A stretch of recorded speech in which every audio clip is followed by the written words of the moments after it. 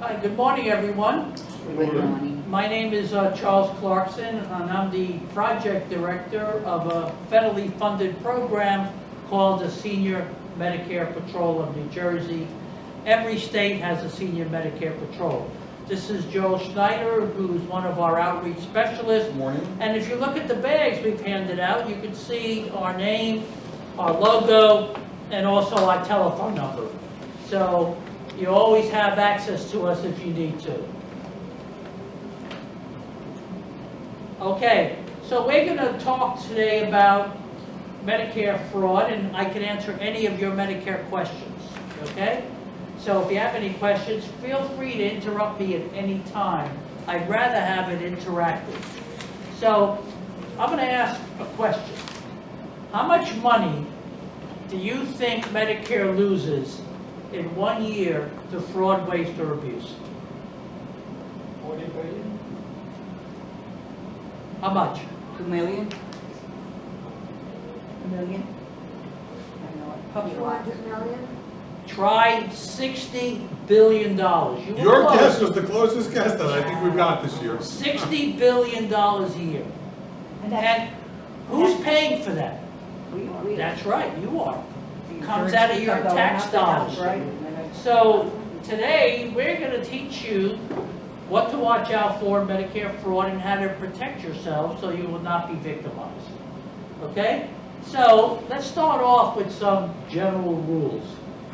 Now, rule number 1. How many of you right now are carrying your Medicare card? Rule number 1, don't carry your Medicare card with you. You don't need to carry it. In an emergency, you're going to get treated. You could always give them the information later. I always like to tell a story that I'm going down the New Jersey Turnpike in my car, and I'm in an accident, and I'm rendered unconscious. What's going to happen? They're going to call an ambulance, right? And they're going to take me to the nearest hospital on the Medicare rules that can treat me. Do they search my pockets to see if I have a Medicare card? Of course not. So don't carry it with you. Just leave it in a safe place at home. There's an exception though. When you go to the doctor, then you can take it with you. Right. You're going to the hospital, then you can take it with you. And now, even if you went to your doctor and you forgot to take it, no big deal. They have you on their records. Nothing's changed. You have the same name, address, and Medicare identification number. So what's the problem? Leave it at home, because number 1 cause of Medicare fraud is that the Medicare card is lost, stolen, or copied. Remember, that Medicare identification number is the key to having people defraud Medicare. They use your number to bill Medicare for services. So, and number 2, I always like to talk about is when you get a telephone on the, when you get a call on your telephone, most of us now have pads, right, which show the number it's calling. If you don't recognize the number that's calling, don't pick up the phone. Really, let the answering machine take the message. And if it's legitimate, don't use the number they gave you. Look up the number yourself and then call that. Let your message machine screen your calls. And I know when my sister-in-law calls and I recognize the number, I still don't pick up the phone. So you can use it for all kinds of purposes, okay? So what are the 3 most common frauds in Medicare? Anybody want to guess? Well, I'll tell you. Number 1, billing for services never provided. That's number 1. So I go to my doctor, he bills Medicare for a service that he did not provide. And unless I say something, he's going to get away with it, right? Who's going to complain? Number 2, upcoding. So let's say I fall and I hurt my wrist, and I go to my doctor. He says, Charles, I think it's broken, but it's so swollen I really can't tell. Go get an x-ray. So I go get my x-ray, but when they bill Medicare, they don't bill for an x-ray. They bill for a CAT scan. They upcode. Or they bill for an MRI. They upcode. So how do I know what they're doing? Well, Another rule is you must read your Medicare summary notice. Yeah. Every time you get it, you have to read it carefully.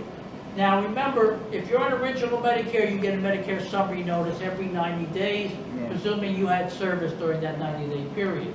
If you're on a Medicare Advantage plan, you get an explanation of benefits. Please read them carefully, because if you don't, they're getting away with this fraud. Yeah. They're getting away with your money. So we have to do whatever we can to fight I Medicare usually- fraud, waste, and abuse. I usually compare it to my chart visit. Well, okay, that's another thing. Funny you should mention So I that. think you should mention it. So, as part of the package we handed out is a healthcare tracker. Mhm. So how do you know that something on your statement is correct? It's her, mhm. If you kept track of every time you went to the doctor, every test you took, what took place at the doctor's office that day or the hospital, Mhm. and then you get a statement, you compare the two. Make sure you're not being cheated. Okay? Now I said 3 most common frauds. The third, double billing. Yeah. You know, I go to my doctor, he bills for a test. He doesn't, if he's smart, they don't bill right away for the second time, but they wait a couple months and they bill a second time. Now, people always say to me, well, how come Medicare doesn't know it's a double bill? Well, there are a lot of tests that have to be done multiple times. How does Medicare know it's fraud? They don't. You have to tell them, or you tell the Senior Medicare Patrol Program, you call us, you tell us what the problem is, we have trained volunteers who can help. We assign a volunteer to your case, and that volunteer's job is to get all your information and to help you recover money if you paid out money, or get money back to the Medicare Trust Fund. So you can see there are all these frauds. The first step, though, always read the statement, because that's the key. If you don't read your statement, then Yeah. you don't really know what's happening. And keep your calendar, of I course. get a bill from Robert Wood Johnson one time, and it was 100 and something. And I said, I don't remember being there on that day. Yeah, So sure. I called back the building and I said, I was never there on that Yeah, day. So and that's why are exactly billing what me? you have to do. So what steps do you take? So let's say you read your statement, and here's a test that the doctor billed, and you know you didn't get because you're keeping a calendar. Calendar, yeah. Mhm. Well, I would call the doctor's office first That's why I and called. say, hey, this is a mistake, I want my bill corrected, and send me another bill. Now, what happens is, when you call the doctor's office, you don't get to speak to the doctor, you get to speak to the billing department. Billing department says, oh no, it's on the record, you know, there are notes saying you got the Stuck test. with it. So then who do you call? Well, you can call Medicare, 1-800-MEDICARE. But we have a partnership with Medicare, the Senior Medicare Patrol Program. And this partnership, basically, if you called and you lived in New Jersey, they'll refer you to us. So really, call us directly. If you have a problem with Medicare fraud, waste, and abuse, just call us. We're free, it doesn't cost any money. And we can help you resolve the fraud, waste, and abuse. So, another thing I want to talk about are scams. You know, senior citizens, especially those 65 and older, are targets for Medicare scams. And as I said earlier, the great majority of them happen on the telephone, which is why I told you don't pick up if you don't recognize the number. Many of them occur by emails. You know, if you get an email, it's funny, this has nothing to do with Medicare, but I wanted to mention this. I got an email supposedly from Amazon saying your account has been detected to have fraud. Now, I knew better than to click on that and open it. And the day before that, I got one from another provider, you know, so you have to really be careful. Fraud is all over the place. And these were texts, by the way. I also got texts saying, hey, your Chase credit card has been locked. please call us. Well, the number they give is obviously not Chase, so I called up Chase and I said, hey, I just want to let you know I got this text. They said, thank you for letting us know. Your credit card is fine, no problem. So fraud is all around us. I have Life Alert, and they alert me all the time. Good, good. Okay, I'm glad it's working for you. Anything funny. But you know, if you don't have Life Alert, you want to be proactive. Mhm. You want to take steps to make sure you're not being cheated. Mhm. So let's talk about some other scams other than what I just mentioned. You know, during the pandemic, CMS, which is the Centers for Medicare and Medicaid Services, which run Medicare, they basically waived some rules. And one of the rules they waived was doctors, you can do telemedicine calls and help people even across state lines. Even if the doctor was not licensed, let's say in Pennsylvania, and they were in New Jersey, they can call people in Pennsylvania. Don't do that. If you ever get any emails or calls asking to give you a telemedicine checkup or a call or a review or an evaluation, don't do it. They don't know you. They don't know your medical history. If you're having problems going out because of the pandemic or you don't want to go to the doctors, call the doctor's office and say, look, give me a telemedicine call. You can use Skype, I don't know what, depending on what the doctor's office use, Zoom, maybe just a telephone call. That where they ask you questions, you answer them. Because why would you go to a doctor you don't know? And yet, it's happening. So I just wanted to give you an alert about that. Another scam that we're seeing is genetic testing. You either get a telephone call, an email, that says, your doctor told us to order a genetic test for you because of your health condition. You have a cardiac condition, and we'll be able to do a genetic test to see if there's going to be any problems in the future. Well, guess what? Your doctor didn't order this. If you have a check with your doctor, you would see that that's a scam. First of all, genetic tests, while they are covered by Medicare, only in the strictest circumstances. You can't just go get a genetic test because that's not medically necessary. And remember, Medicare only pays for things that it considers medically necessary. But for some reason, when people say, oh, my doctor ordered this, I'll go do it. Then the claim goes to Medicare. Medicare says, hey, this is not medically necessary, wasn't ordered by your doctor, we're not paying it. Then they try to collect the money for the test from you personally, from $9,000 to $13,000. Don't fall for those scams. Another one that we see is the vaccine scam. Now, all of us have taken, hopefully, all of us have taken the vaccines for the COVID-19, right? Well, you get an email saying, thank you for taking the test or the vaccine. Please fill out the survey and we will pay you $50. Well, when you answer that survey, what do you think they ask for? Your personal information. Mhm. That's a scam. Don't fall for it. Moderna, Pfizer, J&J are not doing any legitimate surveys as far as I know.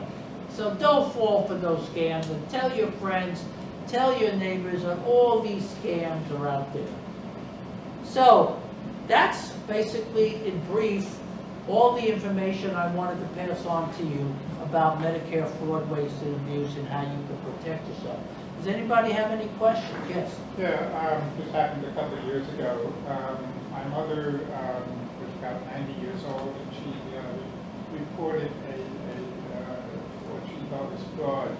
And they told her that they could only act on it if she could prove it. And it's pretty hard for a 90-year-old woman to get up and prove these things. And I just thought it was kind of like she was in a catch-22 situation. Yeah, well, in that case, that's why we're the Senior Medicare Patrol. Yeah. Because if you call Medicare, you're right, you may have issues. But now, if you can call the Senior Medicare Patrol, we have a lot of volunteers, and we don't care whether the case is large or small. we will try to help you, and we're free. Doesn't cost you any money to call us, doesn't cost you any money to help, and we keep your information private. We may have to get some personal information. We also have, like both Joel and I have unique IDs, so if you gave us your name and address and date of birth, we can call up Medicare without you on the telephone, and we can get any personal information about any claims. Because what we find is a lot of people don't really know what took place. So we have to gather the facts ourselves, and one of the ways we do that is saying, hey, what's been billed, Medicare? They won't send us a Medicare summary notice, they'll send you one. And of course, if you have a Medicare summary notice and you're asking us to help, we ask you to send us any documents or bills you may have so we can start to help you resolve these issues. So yes, that it's unfortunate, you know, there's so much fraud going on that let us help you, you know. It doesn't cost you anything. And another scam I didn't mention, by the way, is durable medical equipment. What we find is that people get a box, and they open the box, they didn't order it, wasn't from their doctor, has a neck brace, a back brace, a foot brace, a knee brace, a neck brace, any kind of brace you could think of. I don't need this neck brace. I don't have a problem with my neck. Well, someone got your personal Medicare information and sent it to you, and then they bill Medicare. If that happens to you, please call us. Let us know what you got. You know, save the box, save the labels, save any bills in the box. Now, sometimes they do have a return address or a return thing you can return it, but don't feel obligated to do that, because then you'd have to spend money to have it returned, because most of the time the return mail, they don't let you do it for free. And by the way, under consumer laws, if something is sent to you unsolicited, you can do whatever you want with it. You can throw it away. You don't have to return it. Okay? But let us help you. We want to stop this from happening. So if it's a durable medical equipment supplier who's sending you this, we want to know who it is, where it came from. Sometimes it might not be anything showing where it came from. But if you called up Medicare and you say, hey, I got these durable medical equipment, did anybody make a claim? And they say yes. And they can give us the information on who made the claim. So as you can see, you know, Medicare is very complicated. People don't know all the rules. So in that event, let the Senior Medicare Patrol of New Jersey help you. Why not take advantage of us? We're not selling you anything. We're not charging you anything. And by the way, when you see commercials on television, Oh, yeah. like Joe Namath and J.J. Walker, dynamite! Ignore those commercials. Those commercials are trying to have you call so they can sell you a Medicare Advantage plan. Yeah. They're very misleading. So if you need help with your medical insurance and you're on Medicare, there is a program in New Jersey called SHIP, S-H-I-P. Stands for State Health Insurance Assistance Program. And Now, Nicole yeah, Nicole is a ship counselor. is a SHIP counselor. So if you need help with your you know, remember every year plans change. Your drugs change. If you need help, ask her to help compare plans. So I know for the last 3 years, I have a Part D. I'm in original Medicare, and I have a supplement plan, and I have a drug plan, which is Part D. Every year, I compare plans, and every year for the last 3 years, I have changed plans because I was able to get a cheaper plan that covered all my drugs. Why do I want to spend more money when there may be a better plan out there that has a cheaper premium, cheaper copay, covers all my drugs? Let the SHIP program help you. It's a free program also. They are funded by the same people we are. The Administration for Community Living, which is part of Health and Human Services, which you know is a very big organization under the federal government. And SHIP and SMP are part of that program. So unless you have any more questions, yes, go ahead. Yeah, this is something I feel pretty strongly about. People should be warned against Medicare Advantage. It may be good for people who are young and healthy, but it's not good for people who are older. By the time you get older and sicker, Yeah. Sir, could you take that outside? Yeah. Anyway, you're right. I mean, Now, I'm not, look, Unfortunately, there are all kinds of gag rules where people are not allowed to warn Yes. other people about. you know, I'm not here to Medicare talk Advantage. about Medicare plans in general, but you're right. Medicare Advantage are private plans that are approved by Medicare. But you have to be careful because although you see these commercials on television, they tell you all the good things. They don't tell you the disadvantages of a Medicare Advantage plan. Yeah. And the biggest disadvantage is the fact that there's a network. I have to go to the doctor in the network. I have to go to a hospital in the network. I might need prior authorization before they'll pay for certain tests. They don't say these things to you. Now, there are advantages for some people. If you're healthy, and let's say you don't drive, well, maybe you want to get a Medicare Advantage plan that has transportation services that help you go to your doctor. So it depends on the individual. But you're right, you have to know everything about a Medicare Advantage plan before you decide if it's good for you. And if you're unhealthy and you're going to the doctor a lot, remember under a Medicare Advantage plan, you probably have a copay every time you go to a doctor. And that copay could add up if you're going to the doctor a lot because you have some serious illnesses. So yeah, be very, very careful. And that's why, again, sitting down with a SHIP counselor can help you make those decisions. And remember, every year there's an open enrollment. Open enrollment from October 15th to December 7th, you're allowed to make changes to your Medicare coverage. If you're on original Medicare and you say, you know, I can't afford the supplement anymore and the drug, you could join a Medicare Advantage plans. You could change Medicare Advantage plans. Or if you're in a Medicare Advantage plan already, you can go back to original Medicare. So you can do all these things, but Can you you go might back need to help. original Medicare if it's 2 or 3 years down the road that you've changed?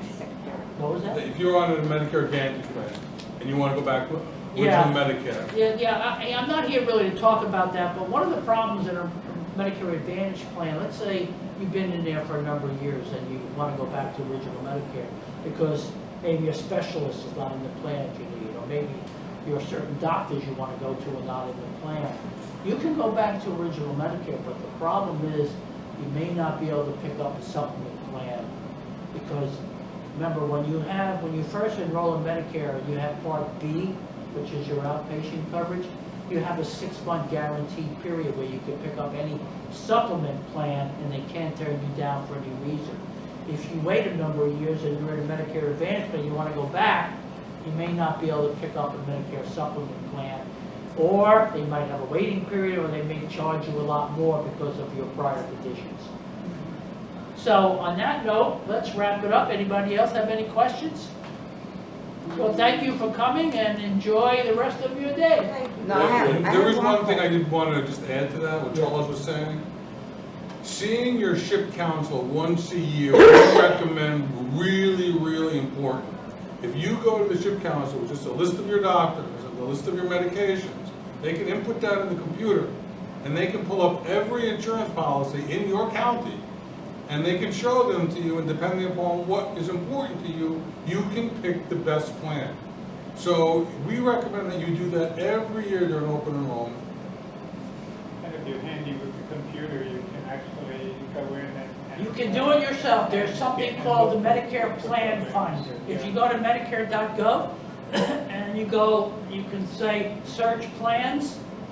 Now, one thing you could also do, which I have done, is I set up my own Medicare online account. So let's say I want to check my drugs every year because the plans change. Well, when I go into my own account, my drugs are already listed. I don't have to keep inputting them because I already have an account. And all I have to do is add new drugs or edit the drugs if anything changed. And then it helps with the comparison. So if you don't have a Medicare account online, you can set one up, it's not hard. I would mention one other thing. People don't need to give out their social security number anymore. If they ask you for it at the doctor's office, you don't have to give it. Yeah, that's right. Thank you for bringing that up. You know, if you go to a new doctor and they have their old medical history sheet they ask you to fill out, and they ask for your social security number, don't give it to them. Remember, Medicare doesn't use social security numbers anymore. They use a Medicare ID number.